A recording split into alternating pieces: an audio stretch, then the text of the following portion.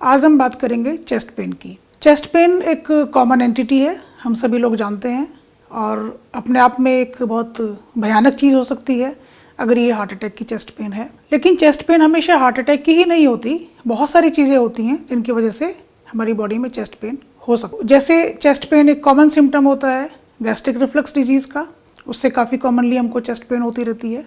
In fact ये common entity होती है और बहुत फ्रिक्वेंट होती है हमारी पॉपुलेशन में। इसके सिम्टम्स ये होते हैं कि जैसे खाना खाने के बाद या खाली पेट ज़्यादा होती है। जिन लोगों को खाली पेट ये पेन होती है उनको खाना खा के ठीक हो जाती है, जिनको खाना खाने के बाद इनको ये दिक्कत होती है उनको खाली पेट रहने से ये ठीक होती है। मोस्टली इस चेस्ट पेन का फिजिकल एक्जर्शन या मेंटल एक्जर्शन से कोई डायरेक्ट रिलेशन नहीं होता। अमूमन हमने देखा है कि गैस्ट्रिक सिम्टम्स हमारे जो इंडियन सबसेट है स्पेशली पॉपुलेशन की, वो काफ़ी कॉमन होता है कि अधिकतर लोग कंप्लेन करते हैं सर्टेन एज के बाद में कि खाना खाते हैं तो गैस बहुत बनती है या गैस के लिए हमें तकरीबन दवाई लेनी ही पड़ती है। तो जब पेशेंट्स को इस गैस के लिए दवाई खा के भी इस गैस में आराम ना लगे, या इस गैस के सिम्टम्स के साथ में उनको नोशिया हो रहा है, या ऐसे लग रहा है कि मोशन जाना है लेकिन मोशन भी नहीं हो रहा है, वोमिटिंग जैसी सेंसेशन हो रही है लेकिन वोमिटिंग नहीं हो रही है, तब उनको समझ लेना चाहिए कि ये शायद गैस्ट्रिक सिम्टम से भी कुछ और ज़्यादा सिम्टम हो सकते हैं। अगर लंग्स से रिलेटेड चेस्ट पेन है, प्लूराइटिस की वजह से चेस्ट पेन है, अगर किसी को न्यूमोनाइटिस डेवलप हो रही है, तो वो चेस्ट पेन नॉर्मली होता है जो रेस्पिरेशन के साथ बढ़ता है। उस चेस्ट पेन का भी एक्जर्शन से कोई रिलेशन नहीं होता। अगर वो न्यूमोनाइटिस की वजह से है तो उसमें फीवर भी साथ में कॉमन होता है। इसके अलावा मस्कुलर पेन भी चेस्ट पेन हो सकती है।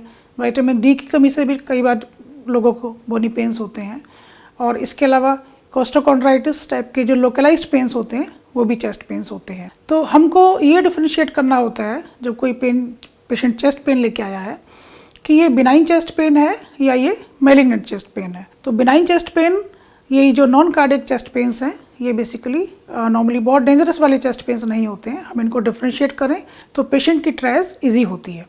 लेकिन जो चेस्ट पेन हार्ट का चेस्ट पेन है, उसको हमें डिफरेंशिएट करने के लिए कुछ सर्टेन पॉइंट्स ध्यान में रखने चाहिए। जैसे कार्डियक जो पेन है, जो चेस्ट पेन हार्ट से रिलेटेड है, वो नॉर्मली 3 प्रकार का होता है जिसको हम एंजाइना कहते हैं। एक क्रॉनिक स्टेबल एंजाइना है जो मरीज़ को सालों साल चलता रहता है, लेकिन वो पेन हमेशा एक सर्टेन एक्जर्शन के बाद आता है, और एक्जर्शन जैसे ख़त्म किया पेशेंट ने रिलैक्स किया या पेशेंट ने सॉर्बिट्रेट खा ली तो ये पेन उसको कम हो जाता है या ख़त्म हो जाता है। दूसरा, यही जब क्रॉनिक स्टेबल एंजाइना पेशेंट को ज़्यादा फ्रिक्वेंटली आने लगे, ज़्यादा सीवियर होने लगे, तो इसको हम अनस्टेबल एंजाइना कहते हैं, या फिर रीसेंट ऑनसेट जो एंजाइना होता है उसको भी अनस्टेबल एंजाइना कहते हैं। लेकिन ये वाला पेन भी लगातार बहुत देर नहीं चलता है, और ये पेन भी सॉर्बिट्रेट लेने से या आराम करने से पेशेंट को रिलीफ मिलती है। जबकि बाकी और जो चेस्ट पेन्स होते हैं उनका पेन रिलीफ पेशेंट के आराम करने से कोई डायरेक्ट रिलेशन नहीं होता। जहाँ तक हार्ट अटैक का पेन है, जो सबसे ज़्यादा डेडली पेन है और जिसके लिए हम बहुत ज़्यादा कॉशियस रहते हैं और हमें रहना चाहिए, उस पेन का ख़ास तौर से एक कैरेक्टरिस्टिक ये होता है कि पेशेंट को बहुत डूम फीलिंग होती है, पेशेंट को बहुत सीवियर डिस्कम्फर्ट होता है, पेशेंट को एक very sensation of heaviness in chest होती है, जैसे सेंस ऑफ सफोकेशन होती है, जैसे दम निकल रहा है, दम घुट रहा है, किसी ने छाती पे कुछ रख दिया है, वज़न रख दिया है, सांस नहीं ले पा रहे हैं, कुछ वोमिटिंग जैसा करने को मन करता है लेकिन वोमिटिंग भी नहीं आ रही है, और लूज मोशन भी जाने जैसा है लेकिन लूज मोशन भी नहीं आ रही है। इसके अलावा बहुत सीवियर परस्पिरेशन, एकदम पसीना आना, ये सब जो चेस्ट पेन के साथ अगर सिम्टम्स एसोसिएटेड होते हैं तो ये मोस्टली हार्ट अटैक के सिम्टम्स होते हैं। तो सबसे पहले जब पेशेंट डॉक्टर के पास आता है और वो कहता है कि मुझे चेस्ट पेन होती है, तो अगर हम एक प्रॉपर हिस्ट्री लें पेशेंट से कि कब आता है, क्या करने से उसको रिलीफ मिलती है, क्या करने से ये पेन बढ़ता है, तो इस प्रकार के सिम्टम्स से हम काफ़ी हद तक डिस्क्रिमिनेट कर सकते हैं। तो जो हमारा चेस्ट पेन हार्ट से रिलेटेड है, वो जैसा मैंने अभी कहा, एक तो chronic stable angina. Chronic stable angina कब होता है? जब मरीज़ की 3 आर्टरीज़ हैं, उसमें ब्लॉकेजेस शुरू हो चुके हैं, सिग्निफिकेंट ब्लॉकेजेस 1 या 2 आर्टरी में हो रहे हैं, लेकिन चूँकि ब्लॉकेजेस धीरे धीरे डेवलप हुए हैं तो शायद उसको रेट्रोग्रेड कोलेट्रल्स दूसरी आर्टरी से मिल रहे हैं, तो पेशेंट की मायोकार्डियम की जो ब्लड सप्लाई है वो उसकी एटलीस्ट एट रेस्ट सफिशेंट है। तो पेशेंट जब थोड़ा एग्जर्ट करता है तो उसको चेस्ट पेन होती है, चेस्ट हैवीनेस होती है, और जब वो एग्जर्ट नहीं करता है तो वो उसको रिलैक्स मिल जाती है। इस प्रकार का क्रॉनिक स्टेबल एंजाइना काफ़ी सालों साल तक मरीज़ को चलता रहता है और मरीज़ उसके हिसाब से इनफैक्ट अपनी फ़िज़िकल एक्टिविटीज़ कर्टेल कर लेता है। जब हम हिस्ट्री लेते हैं, जैसे स्पेशली हमारे पास जब हार्ट अटैक के मरीज़ आते हैं और जब हम देखते हैं कि उसको तो ट्रिपल वेसल डिजीज़ है, एक आर्टरी 100% बंद है लेकिन बाकी 2 आर्टरीज़ में भी काफ़ी ब्लॉकेज है, तो हम पूछते हैं कि क्या पहली बार दिक्कत हुई है? तो उसका पहला आंसर हमेशा अधिकतर हार्ट अटैक के मरीजों का ये होता है कि हाँ, मुझे तो कभी कुछ नहीं हुआ, मुझे पहली बार ये दिक्कत हुई है, मैं तो डॉक्टर को ही नहीं मिला आपसे पहले, डॉक्टर को मैं पहली बार मिल रहा हूँ। खैर, हार्ट अटैक का ट्रीटमेंट होने के बाद में हम फिर से पूछते हैं कि अच्छा ये बताओ, पिछले 2-3 साल से क्या चल रहा था आपका, आप क्या काम करते थे? पिछले 2-3 साल से मेरा ये चल रहा था कि पहले पार्क जाता था 7-8 किलोमीटर घूमने, पिछले 2-3 साल से कुछ मैं शायद थकने लगा या मुझे लगा कि शायद मेरी एज हो रही है, तो धीरे धीरे मेरा 4-5 किलो हुआ, धीरे धीरे मेरा 2-3 किलोमीटर हुआ, और अभी पिछले महीने से हाँ डेफिनेटली मैं पार्क में जाने से थोड़ा सा संकोच करता था। मैं सोचता था मैं थक जाऊंगा, या तो मेरी कुछ छाती में भारीपन होगा, या फिर मेरी सांस फूलने लगेगी, क्योंकि एंजाइना के जो सिम्टम्स हैं, जो चेस्ट पेन, जो हार्ट अटैक के सिम्टम्स हैं, वही जैसा कि मैंने अभी थोड़ी देर पहले कहा, वो एक टिपिकल चेस्ट पेन नहीं होता। मोस्ट ऑफ द केसेस में ये ब्रेथलेसनेस की तरह प्रेजेंट करता है, ओवरऑल फटीग की तरह प्रेजेंट करता है, क्योंकि पूरी बॉडी की जो हार्ट की हमारी आउटपुट है वो कम होती है, तो पूरी बॉडी फटीग फील करती है। इसके अलावा सांस फूलने लगती है मरीज़ को, और उसकी जो फिज़िकल कैपेसिटी है टू वर्क वो धीरे धीरे डिक्रीज़ होती है और पेशेंट उसको अकोमोडेट कर लेता है। तो बेसिकली जो चेस्ट पेन हार्ट से रिलेटेड है उसके बारे में मैं यही मैसेज मैं पब्लिक को हमेशा देना चाहती होती हूँ कि ये टिपिकल एक फिल्मी चेस्ट पेन नहीं होता कि पेशेंट हार्ट अटैक का अपना चेस्ट पकड़ के बैठ जाए और सब लोग को समझ में आ जाए कि इसको हार्ट अटैक आ गया, चलो डॉक्टर के पास लेके चले, ऐसा नहीं होता। बहुत सारे पेशेंट्स को, बहुत परसेंटेज ऑफ पेशेंट्स को ये गैस्ट्रिक सिम्टम्स करके प्रेजेंट करता है। गैस्ट्रेंटोलॉजिस्ट हमारे पास ECG करा के भेज देते हैं कि देख लो MI का पेशेंट है। बहुत सारे पेशेंट्स को स्पेशली अगर पीछे वाली आर्टरी हमारी LCX अगर ब्लॉकेज हो रही होती है तो पेशेंट को पीछे पेन होती है, तो उसको नहीं समझता। In fact we had recently 2-3 patients जो हमको ऑर्थो स्पाइन सर्जन ने भेजे कि स्पाइन में पीछे बताता है पेन पेशेंट हमारा, लेकिन स्पाइन में कुछ भी नहीं है, तो आप लोग ही देख लो, शायद आपका कुछ हो। और हमने देखा तो LCX बंद हुआ था। तो इस प्रकार से डिफरेंट मैनिफेस्टेशंस पेशेंट को डिफरेंट आर्टरीज के डिजीज़ में होते हैं। तो बेसिकली पेशेंट्स अपने सिम्टम्स के बारे में जागरूक रहें कि अभी तक मेरी फिजिकल कैपेसिटी कितनी थी, मुझे छाती में भारीपन तो नहीं होता था, मुझे घबराहट तो नहीं होती थी, मुझे अनईजी तो नहीं लगता था, मेरी को कुछ गैस्ट्रिक सिम्टम्स रिसेंटली बढ़ तो नहीं गए हैं। ये सब सिम्टम्स के साथ में मरीज़ को अपना कार्डियक इवैल्यूएशन के लिए थोड़ा सा अर्ली प्रोसीड करना चाहिए।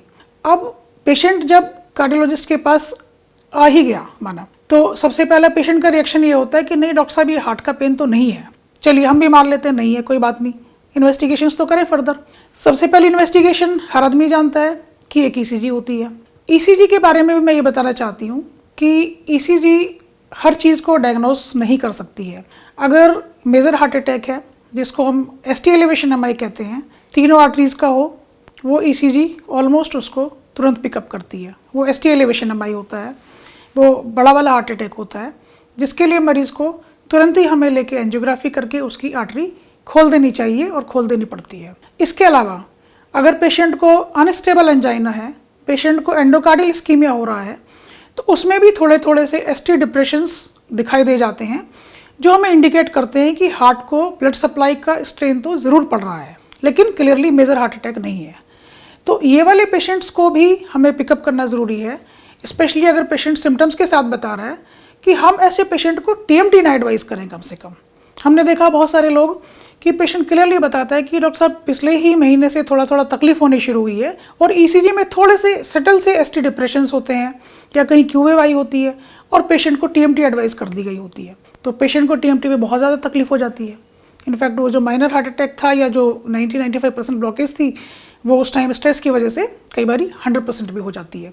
तो इस प्रकार के recent onset of symptoms of chest pain या चेस्ट हेवीनेस या ब्रेथलेसनेस या इस प्रकार के जो कार्डिक रिलेटेड बेसिकली सिम्टम्स हैं, जिसको हम आम भाषा में चेस्ट पेन ही कहेंगे, तो ये हमको पिकअप करना टाइमली ज़रूरी है। इसके अलावा ECG हमारी जो बैलेंस्ड इस्कीमिया है, माना तीनों ही आर्टरीज में ब्लॉकेज हैं, धीरे धीरे चल रहे हैं, लेकिन एक दूसरे को बैलेंस सर्कुलेशन देने की वजह से ECG कई बार बिल्कुल नॉर्मल भी हो सकती है।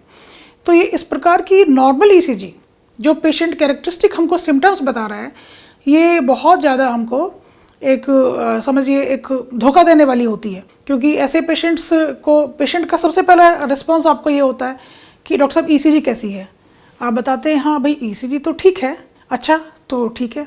फिर अगर आप उसे कई बार फर्दर इन्वेस्टिगेशन के लिए एडवाइस भी करते हैं तो शायद आप उसे कन्विंस नहीं कर पाते करने के लिए कि नहीं तुमको कार्डियक इवैल्यूएशन की आवश्यकता है, क्योंकि उसे लगता है कि अभी डॉक्टर फिर से कुछ इन्वेस्टिगेशन कराएगा, फिर इवेंचुअली कहीं बात आपकी एंजियोग्राफी तक ना पहुंच पाए। जो एक कॉमन पब्लिक की धारणा बन गई है कि जैसे एंजियोग्राफी अगर कार्डियोलॉजिस्ट कर देगा तो कुछ ना कुछ ब्लॉकेज मिल जाएंगे और उसमें कहीं ना कुछ वो ट्रीटमेंट अपना शुरू कर देगा। तो वो जो धारणा है उस धारणा से लोग बचें।